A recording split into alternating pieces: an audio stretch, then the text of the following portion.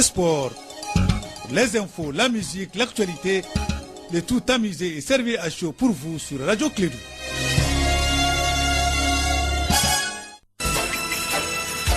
Radio Clédou, le journal avec Sotelma Malitel.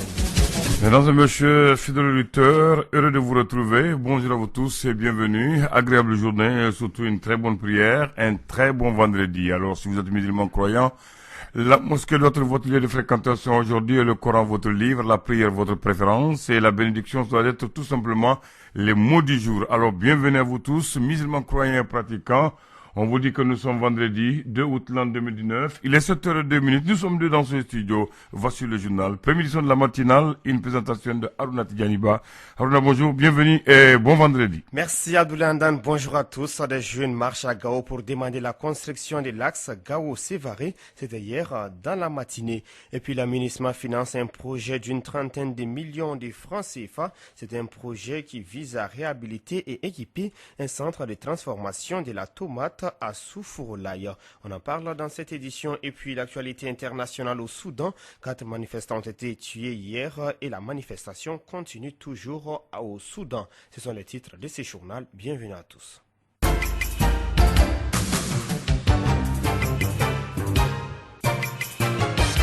Il est 7h passé les 10 minutes à Abidjan. Bonjour à tous, bienvenue dans cette édition. Actualité en bref d'abord, l'aide El Kébir au fait des Tabaski sera célébré le dimanche 11 août 2019.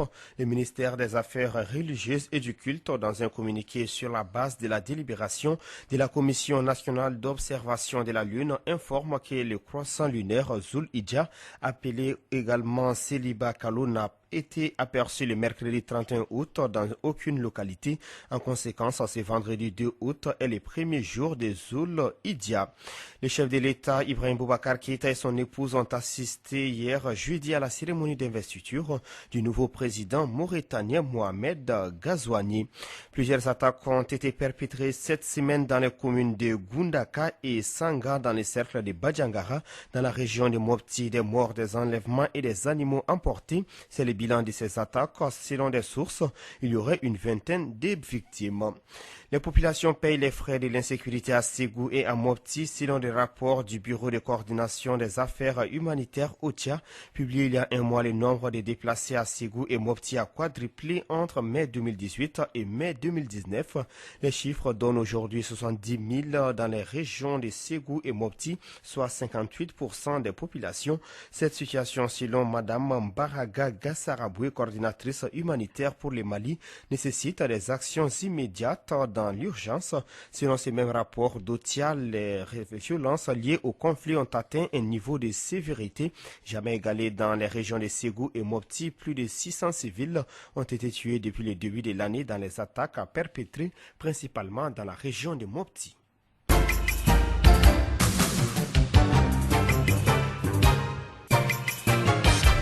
Je vous l'annonce en titre, grande mobilisation dans la cité des Askia, jeunes membres des confessions religieuses ou encore de la société civile. Plusieurs personnes ont manifesté ce jeudi dans la matinée dans la cité des Askia. Les manifestants demandent la construction de la route Gao-Sévaré, un axe de moins de 600 km selon Alassane Mahaman Maïga. Il est le vice-président de Jeunes de Gao. On a trop entendu. Depuis avant le premier mandat du président Ibrahim Boubacar Keïta, on a entendu que notre goudron a été financé sans faire effet et que l'entreprise qui avait en charge du goudron disait qu'il y avait de l'insécurité sur la route, ainsi de suite. Donc aujourd'hui, nous avons vu que vraiment la route là, c'est le seul cordon ombilical qui lie Gao au reste du Mali qui est le sud. Et même en quelque sorte, c'est ce qui lie le nord au sud. Donc nous nous sommes dit, malgré la dégradation, il faut faire 3 à 4 jours sur la route pour pouvoir venir à Gao. Ça, c'est trop pour une population. Non seulement aussi le prix du transport est énorme, c'est trop.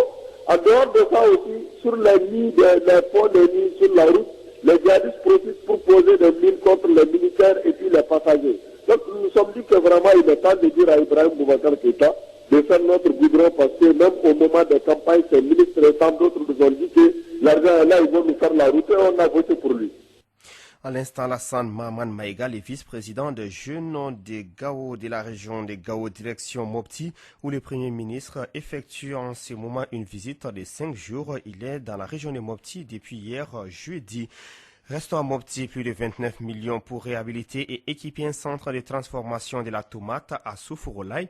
La remise de ces projets de renforcement de la cohésion sociale et de la résilience des jeunes a eu lieu hier jeudi à Soufourolaye dans la commune de Sio. Le projet est financé par la section DDR de la MUNISMA Mopti dans le cadre de la réduction de la violence communautaire. Kassim Traoré. Ce projet renforce la cohésion sociale et la résilience. Il permet aux femmes et aux jeunes d'avoir une source de revenus. Fatou Djengjan, chef du bureau de la MUNISMA. La mise à disposition d'un forage équipé d'une pompe solaire pour le jardin maraîcher, un renforcement de capacité en gestion ainsi qu'un recyclage en technique de culture de tomates et d'entretien des périmètres a été fourni aux jeunes et aux femmes bénéficiaires. Issa Kalilou Fofana de l'association pour l'appui aux populations rurales. Pendant la mise en œuvre des travaux, les jeunes des villages ont bénéficié de l'emploi temporaire en tant que main-d'œuvre non qualifiée et qualifiée, ce qui était l'un des objectifs du projet afin de mettre ces jeunes désavérés à l'abri des intérêts des groupes extrémistes. Les femmes et les jeunes qui ont désormais non seulement à leur disposition tout ce qu'il faut pour produire, transformer et commercialiser la tomate. Les femmes ne sont pas restées en marge de cette cérémonie. Fatmata Kamian, présidente de la coopérative des femmes de Soufourolaye. C'est le début du commencement du travail. On transfère une tomate, nous on fait un peu l'argent on trouve. C'est ici qu'on trouve, c'est original. On donne un peu de roublage. Les gens viennent aussi pour acheter, on va amener au marché aussi. Pour la réhabilitation et l'équipement de ces centres, la MUNISMA a mis plus de 29 millions de nos francs. Il permettra la transformation de la tomate à Soufourolaye. Mopti, Kassim Traoré, Radio Clédou.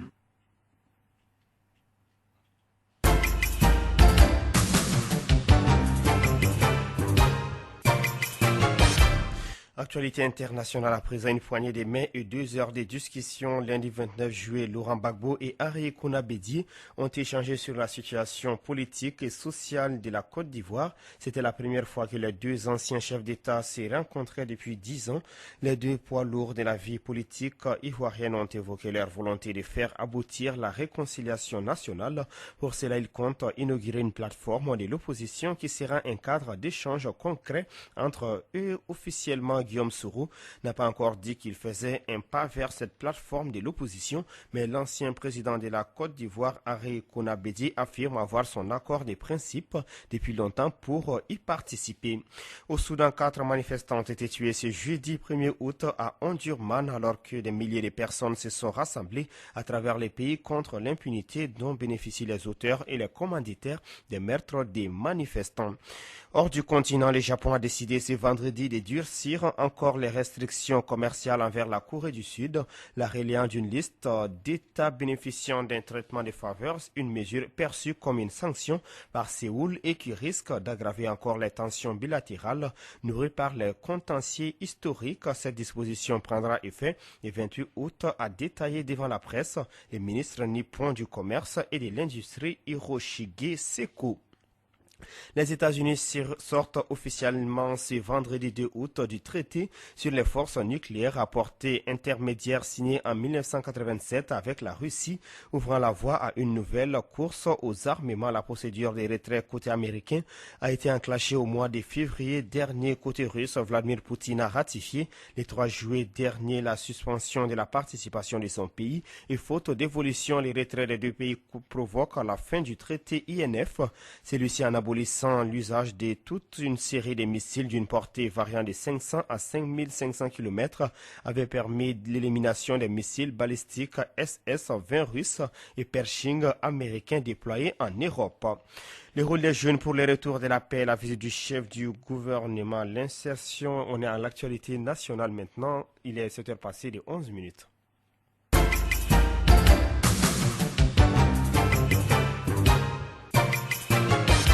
Retour à l'actualité nationale, les rôles des jeunes pour le retour de la paix, la visite du chef du gouvernement, l'insertion des jeunes rebelles, des points évoqués par le président du conseil régional de la jeunesse de Mopti, Dougal Gouro, lors de son entretien avec Kassim Traoré. Il est l'invité de ce journal. Djougal Gouro, bonjour. Bonjour, Kachim. Quel sentiment vous anime avec cette deuxième visite du Premier ministre Boubou Cissé dans la région de Mopti? Qui connaît la région de Mopti sait que nous, on a vécu des moments très très difficiles, surtout voir les mois de janvier, février et mars. C'était des catastrophes dans la région de Mopti. Les mois passés, on a senti qu'il y a l'accalmie quand même si ce n'est pas total. Il y a la stabilité, il y a la quiétude dans la région de Mopti. Surtout voir dans les mois, j'ai revu encore dans les mois de mars, février et janvier, on a enregistré tellement de morts aujourd'hui, même s'il y a des petits, il y a des assassinats ciblés aujourd'hui, mais je colle ça à des banditismes, je ne dis pas ça, c'est des conflits intercommunautaires. Par rapport aux communautés, il y a la confiance qui commence à régner parmi les communautés, les deux communautés qui sont les Peuls et les Dogons. Voir aujourd'hui, il va dans les zones inondées aussi et ça va nous rassurer davantage qu'il y aura l'accalmie aussi dans les zones inondées. Quel rôle peut jouer la jeunesse aujourd'hui par rapport à la stabilisation? Kassim, ce que nous pouvons jouer comme rôle aujourd'hui, c'est d'accompagner les plus hautes autorités par rapport à la recherche de la paix et la région et le Mali stable. Parce que nous, aujourd'hui, c'est de faire la sensibilisation et de faire comprendre à nos camarades jeunes que rien ne vaut la paix dans la région. Nous, aujourd'hui, on ne peut que d'accompagner le gouvernement malien dans ce qu'il fait par rapport à la recherche de la paix. Les jeunes ont perdu vraiment du repère. C'est de désolation totale parce qu'ils ne savent plus qu'est-ce qu'ils vont faire. Parce que tout cela est dû au problème d'emploi, au chômage. Parce que si un jeune qui est là, il ne fait rien, il n'a pas même pas 100 francs par jour, il est obligé, il est tenté à beaucoup de choses. C'est la raison pour laquelle les jeunes sont beaucoup enrôlés dans le côté gauche. C'est la raison pour laquelle on est en train de voir de gauche à droite pour qu'on puisse insérer les jeunes qui avaient pris l'arme contre les Mali pour qu'on puisse les insérer très rapidement. C'est ça que j'ai dit avec dans le débat qu'on vient de faire tout de suite.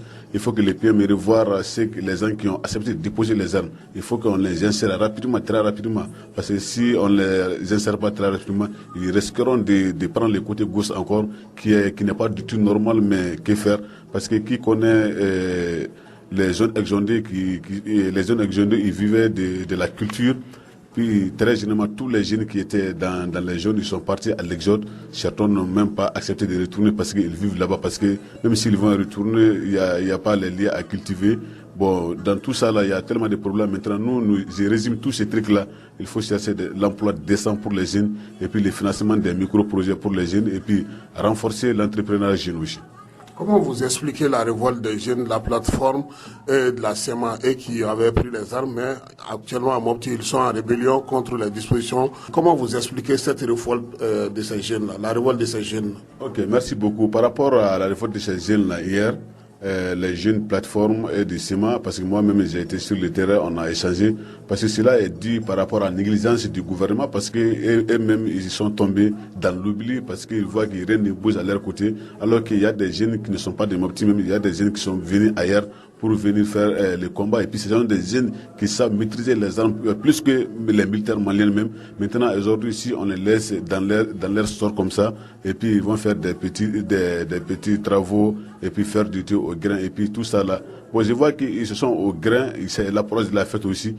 Forcément, s'il n'y a rien dans la poste, il y a certains même qui doivent retourner dans leur famille, parce que c'est ce que j'ai dit, il y a certains qui ne sont pas à mon petit ville, ils sont venus ailleurs. Maintenant, ils doivent retourner dans leur famille, ils n'ont rien dans la poste. Maintenant, ils sont obligés de se révolter, raison pour laquelle ils ont été au niveau du DDR pour faire les sittings, et puis ils ont libéré là-bas les lieux jusqu'au vers 14, de 8h à 14h, c'est pas du tout facile. Raison pour laquelle on est en train de voir. Maintenant, il peut y avoir des jeunes mal intentionnés parmi eux aussi. Aujourd'hui, si le côté gauche attend qu'il y a des jeunes mécontents du côté de SEMA et plateforme, ils vont essayer de les rapprocher, et puis ils sont tentés de beaucoup de choses. Maintenant, si on va les proposer aujourd'hui 200 000 francs vers 300 000 francs d'aller combattre encore contre l'État, ils sont tentés à nous combattre encore. Et j'appelle à l'intelligence du gouvernement malien de revoir les statuts de ces jeunes-là pour qu'on puisse les resserrer très rapidement. Vous avez un mot de la fin? Aujourd'hui, ce que j'ai à dire à la jeunesse, c'est de resserrer les rangs aussi. On n'a qu'à partir ensemble pour qu'on puisse avoir le Mali un et indivisible, et puis un Mali stable. Ouais. Merci beaucoup, Kassim. Djougal Gouro, le président du conseil régional de la jeunesse de Mopti, qui répondait aux questions de Kassim Traoré, Enfin, un mot de sport. Afro-basket filles de moins de 16 ans, les cadettes du Mali sont en demi-finale. Les Maliens ont battu les pays hôtes du tournoi, les Rwanda 112-32. Vous aurez plus d'informations sur l'actualité sportive à partir de 7h50. Une présentation de Ségou Kone juste après cette édition. C'est la page Elect. Ce journal a été présenté par Arunaba avec la complicité technique de Abdoulaye Andandjiti. Radio Kédou, le journal avec Sotelma Malitel.